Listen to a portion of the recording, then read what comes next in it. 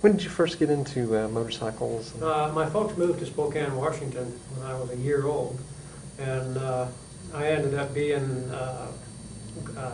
apprentice glazer, which is in a glass business, and I got my journeymanship, and then I took a chance to manage a motorcycle snowmobile store for a friend of mine, and I got into snowmobile racing, managing that store, and went to West Yellowstone, Montana, and competed against the Polaris factory, and they hired me.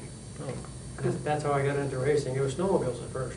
How are those? Are they real similar to motorcycles? No, the racing is racing, and engines are engines. The snowmobiles, of course, operate a lot colder temperature. So the engine build was a little bit different, suspension is a little bit different, but racing is similar, just cold weather. When were you first a team manager?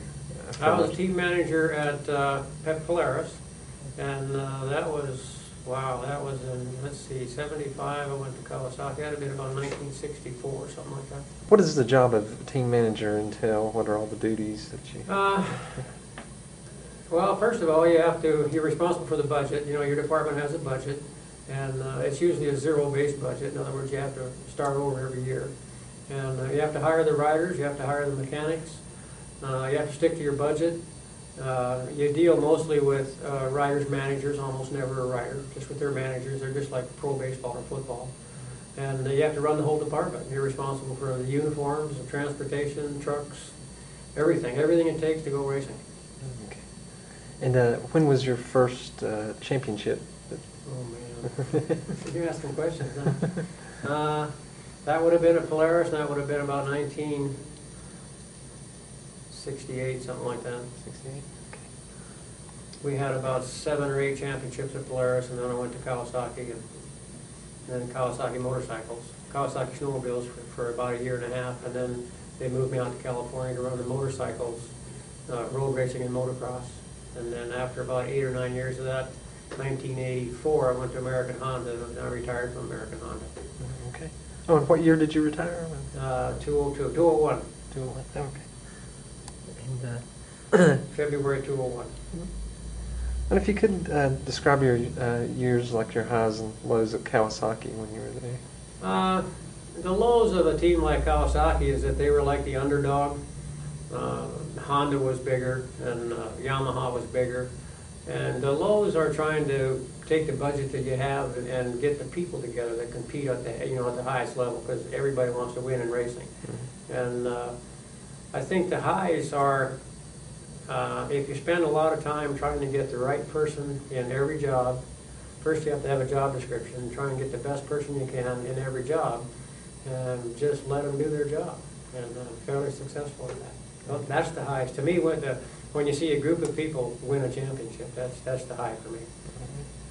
And how did you come about going to Honda? When I started at Polaris, I got angry at my boss one day. My boss told me, I worked for the company president, and he told me one day that he was going to put me under the engineering manager because the company was getting big. And I made probably the biggest bad decision of my life, and I quit. I didn't want to work for the guy he wanted me to work for. And I ended up at Kawasaki in the snowmobile division. And then a couple of years there, and Kawasaki moved me out to California to run the motorcycle racing. At that time, it was mostly road racing and supercross, motocross. And from there, we did very well there. We got organized, won a lot of championships. And then Honda just came to me one day and offered me a pretty good pile of money, and I went to Honda. I've actually never looked for a racing job. I've always just been there when another one was open and got to move up. Oh, cool. And if you could describe your years at Honda, the highs and lows too. At American Honda, they were fairly disorganized.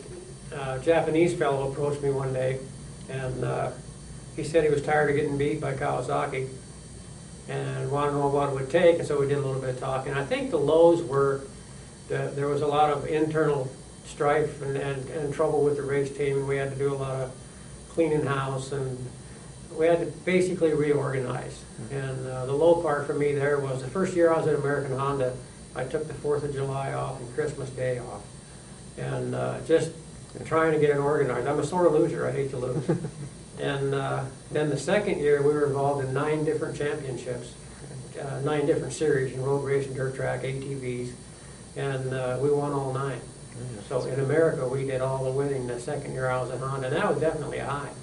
But I almost worked myself into the ground trying to do that. And during your last years there, were still the championships still? Yeah, we did. We only won, there was 1 year at American Honda where I only won 1 championship. And we were racing in, I believe, 4 different series at that point in time. But I've never won only 1 except 1 year. I've always won 2 or more. And I averaged about 3.5 championships a year. Did you ever see yourself getting into the Hall of Fame? The Hall of Fame was really a complete surprise to me. There's not, I think I'm the first team manager in it. And I'm not sure of that. There's 400 and some members. I don't remember a team manager ever getting in it. I may be wrong there. But customarily, it'll be riders or, you know, somebody who's got a world championship or somebody that's big in the industry, a supplier or something like that. And it was, you know, I've been to the AMA headquarters and I've looked at the Hall of Fame little museum they have there, and it never dawned on me. It was a complete surprise. Oh, that's great. And if you could talk about that whole experience, getting the phone call and... I got the phone call last July, and they have a committee of people. As I understand it, there's a committee that accepts the resumes or whatever somebody sends in. Somebody has to send it in for you, and I still don't know who did. And then there's a committee that accepts those entries, if you want to call them, or whatever they are. It's a 3 or 4 page history and why they want you to be in the Hall of Fame. They have a committee that looks over those and they accept or decline. And if they accept it, my understanding is it goes to another committee and it stays on that committee's pile for 5 years. And during that 5 years, if they don't pick you, then you go in the trash.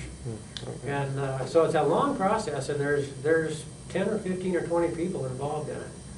And I just have no idea. First of all, I don't know who submitted my name for it. And I'm trying to find out. I've asked one of the guys on the committee to find out. He says he will, but I have a hunch that they don't tell. So I don't know. And then I got the call last July, and I was just totally surprised. And then during the time from then until November or December, when the thing was, they ask you for pictures and whatever you have, because they make press releases and all that stuff. And so you send them all out, and then there's another 2 or 3 people at the AMA that coordinate, you know, what you're going to do when you get there. You have to make a speech, and they cut our speeches down to 3 minutes before we got there. And it's a big deal. It's get up on stage, you have your 3 minutes, you have a teleprompter, you have to do all that stuff, you have to wear a tie and all that stuff. And it was really, really exciting. There was about 700 people there, quite a few friends of mine, you know, guys that used to work for me or whatever. And it was just really exciting. I'm still blown away. And they give you a nice ring. Got it. Give you a nice. It says AMA Hall of Fame. It's got my name on it and the year, and that's really nice. Okay, cool. What are your plans for the future? You know, I've been retired for 10 years, and the way I ended up in Hendersonville, I used to fly from New Hampshire. We used to have a road race up in New Hampshire. They still have it. And, well, I guess we don't either have that anymore. I'll take it back. They quit a few years ago. But I used to fly down to Atlanta on Tuesday, and Honda has a big facility in Atlanta.